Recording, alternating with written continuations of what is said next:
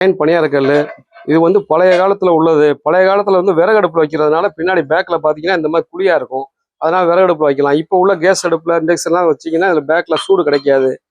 அதனால இப்போ பூராமே எல்லாம் ஃப்ளாட்டாக வர்றாங்க. இருந்தாலும் சில பேர் எங்களுக்கு நாங்கள் கேஸ் கீழே வந்து நாங்கள் ஒரு ஸ்டாண்டு வச்சுக்கிறோம் அப்படின்னா அயனில் வேணும்னு கேட்கறதுனால வச்சுருக்கோம். இதில் வந்து 7 குழி இருக்கும்.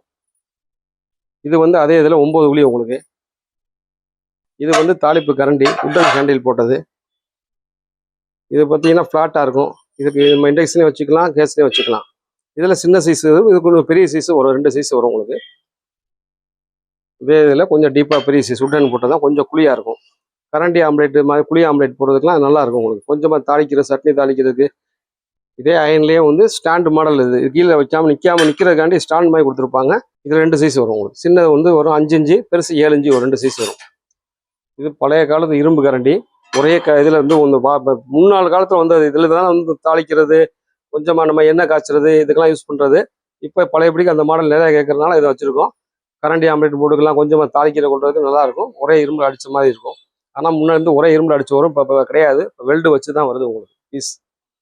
ஆனால் வெல்டெல்லாம் உடையாது. நல்லா இருக்கும் உங்களுக்கு. கரண்டி வந்து நல்லாயிருக்கும், தாளிக்கிறதுக்கு நல்லாயிருக்கும். இந்த ஐட்டம்லாம் நீங்கள் வாங்குறது தான் ஜிஎல்எஸ்சி மெட்டீரியல்ஸில் எல்லா ஐட்டமும் கிடைக்கும். நீங்கள் வாங்கிக்கலாம்.